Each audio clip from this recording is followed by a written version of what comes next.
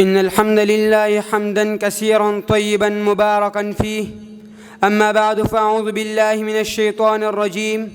بسم الله الرحمن الرحيم. لا تحرق به لسانك لتعجل به إن علينا جمعه وقرآنه فإذا قرأناه فاتبع قرآنه. وقال النبي صلى الله عليه وسلم: من يرد الله به خيرا يفقهه في الدين او کما قال صلی اللہ علیہ وسلم.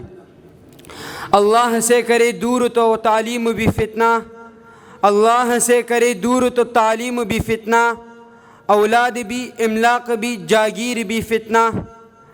نہ حق کے لیے اٹھے تو شمشیر بھی فتنہ، نہ حق کے لیے اٹھے تو شمشیر بھی فتنہ، شمشیر ہی کہاں نعرہ تکبیر بھی فتنہ.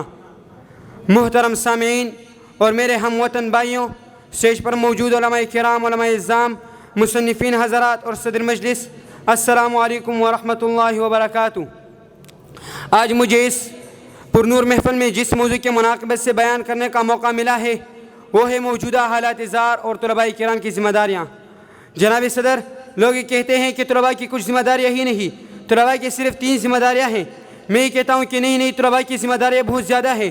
لوگ کہتے ہیں کہ طلباء کی ذمہ داری یہی ہے کہ اپنا سبق یاد کرے اور سنائے، اپنا منزل یاد کرے اور سنائے، اپنی سب کی یاد کرے اور سنائے. نہیں، میں نے کہا بلکہ طلباء کی بہت سی ذمہ داریاں ہیں. طلباء کی ذمہ داریاں اس وقت آقا دو جہان نے فرمایا ہے جب مسجد نبوی میں ایک طرف صحابہ بیٹھے تھے، انصار بھی موجود تھے، مہاجر بھی موجود تھے، اصحاب صفہ بھی موجود تھے. آقا دو جہان نے فرمایا: اے صحابہ آپ جہاد کیجئے، اے صحابہ آپ جہاد کیجئے، اے صحابہ آپ جہاد کیجئے. نبی علیہ السلام نے 3 بار عرض کیا. پھر صحابہ فرماتے ہیں: یا رسول اللہ آپ فرما دیجئے ہم جہاد کریں کسی قوم کے ساتھ، کسی لشکر کے ساتھ. بلکہ آقا دو جہان نے فرمایا: نہیں، آپ جہاد کیجئے اپنے تلوار سے نہیں، آپ جہاد کیجئے اپنے ہاتھ سے نہیں، بلکہ آپ جہاد کیجئے اپنے زبان سے، آپ جہاد کیجئے اپنے علم سے. پھر صحابہ فرماتے ہیں: یا رسول اللہ آپ کہہ دیجئے ہم جہاد اپنے زبان سے کس طرح کریں، زبان کی جہاد کس طرح ہے، علم کی جہاد کس طرح ہے. رسول اللہ نے فرمایا: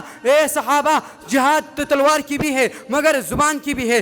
زبان کی جہاد اس طرح ہے، سکھ کو کسی طرح آپ بتوں کی پوجے سے روک دیں گے، ستارہ پرست کو کسی طرح ستارے کی پوجے کو روک دیں گے. یہی زبان کا طرز عمل ہے، یہی تلوار کا طرز عمل نہیں. اگر کوئی لشکر آیا تو اس کے ساتھ تلوار سے جہاد کرنا ہے. جناب صدر، میں ایک قدم آگے بڑھ کر کہتا ہوں کہ اگر ہم معاشرے کو دیکھیں تو معاشرے میں بہت زیادہ فسادات نے جنم لی ہے. اسی فسادات کا سر فہرست یہی آیا کہ ہمارے معاشرے میں بہت زیادہ بے اتفاقی ہے. جناب صدر، یہی بے اتفاقی کی وجہ یہی ہے کہ ہماری ماں باپ ہمارے بیٹے کے ساتھ نہیں لگتا، ہمارے بیٹے ہمارے والدین کے ساتھ نہیں لگتے. بلکہ قرآن مجید میں رب کائنات نے فرمایا ہے: یا ایھا الناس انا خلقناکم من ذکر و انثی وجعلناکم شعوبا وقبائل لتعارفوا.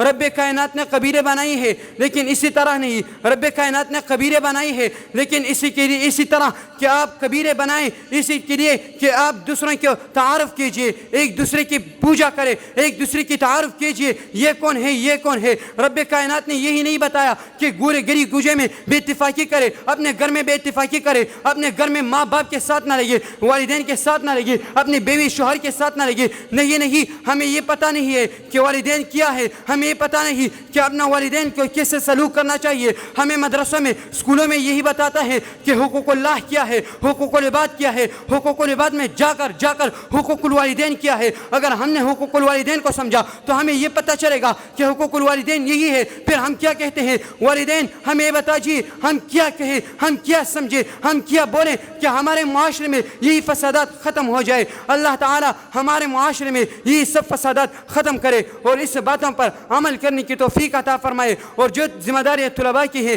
ان ذمہ داریوں پر ثابت قدم رہنے کی توفیق عطا فرمائے. وما علینا الا البلاغ والسلام.